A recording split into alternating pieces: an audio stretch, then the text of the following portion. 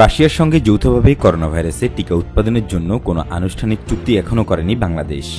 শুধু রাশিয়ার টিকার ক্লিনিক্যাল পরীক্ষা ও অন্যান্য বিষয়ে তথ্য উপাত্ত দিলে তা গোপন রাখা হবে, এমন একটি গোপনীয়তার চুক্তিতে সই করা হয়েছে।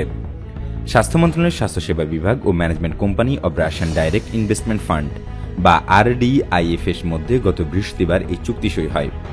চুক্তি অনুযায়ী বাংলাদেশ তৃতীয় পক্ষের কাছে কোনো গোপন তথ্য ফাঁস করতে পারবে না। গোপন তথ্য হিসেবে ক্লিনিক্যাল ডেটা ও সংশ্লিষ্ট তথ্য উপাত্ত এবং চুক্তির বিষয়বস্তুকে উল্লেখ করা হয়েছে। চুক্তিপত্রে সই করে স্বাস্থ্যসেবা বিভাগ তা পররাষ্ট্র মন্ত্রণালয়ে পাঠিয়েছে। পররাষ্ট্রমন্ত্রী একে আব্দুল মোমেন গত বৃহস্পতিবার তার বাসায় সাংবাদিকদের বলেন, রাশিয়ার সঙ্গে যৌথভাবে করোনা ভাইরাসের টিকা উৎপাদনের জন্য চুক্তি সই করেছে বাংলাদেশ।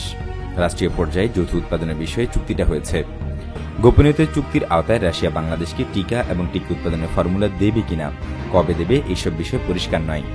এ নিয়ে পররাষ্ট্র ও স্বাস্থ্য মন্ত্রণালয়ের সংশ্লিষ্ট কর্মকর্তাদের আনুষ্ঠানিক বক্তব্য জানতে শনিবার মুঠোফোনে কল করা হলে খুদে বার্তা পাঠানো ও ইমেল করা হলেও সাড়া পাওয়া যায়নি।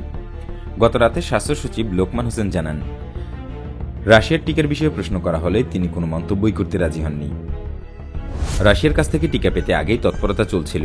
বিষয়টি নিয়ে রাশিয়ার সংশ্লিষ্ট প্রতিষ্ঠানের সঙ্গে মস্কোয় বাংলাদেশের রাষ্ট্রদূত বৈঠক করেন।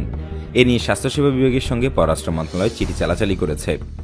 পররাষ্ট্র সচিব মাসুদ বিন মোমেন 12 এপ্রিল এক চিঠিতে স্বাস্থ্যসেবা বিভাগকে জানিয়েছিলেন, রাশিয়া স্পুতনিক 5 টিকা বাংলাদেশে পাঠানো, এদেশে উৎপাদন ও ব্যবহারের বিষয়ে কিছু তথ্য জানতে চায়।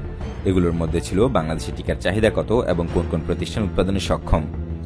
বিশ্বের অনেক দেশের আগেই বাংলাদেশের মানুষ করোনা টিকা পেতে শুরু করেছিল, কিন্তু মাঝপথে এসে গণটিকাদান কর্মসূচি অনিশ্চয়তায় পড়েছে ভারতের রপ্তানি নিষেধাজ্ঞার কারণে। এখন অন্য কোনো দেশ থেকে টিকা আসে কিনা তার দিকে তাকিয়ে আছে দেশের মানুষ। এ বিষয়ে সাবেক পররাষ্ট্র সচিব মোহাম্মদ তৌহিদ হোসেন বলেন, আমরা এই মহামারীর সময় সংবেদনশীল পরিস্থিতির মধ্যে আছি। বিশেষ করে ভারত থেকে টিকা আসাটা অনিশ্চিত হয়ে পড়ায় আমরা রাশিয়া সহ বিভিন্ন উৎসের সন্ধানে আছি এবং সংবেদনশীল পরিস্থিতিতে চলমান দর কষাকষি নিয়ে আরেকটু সাবধানে সংযতভাবে মন্তব্য করাটাই সমীচীন।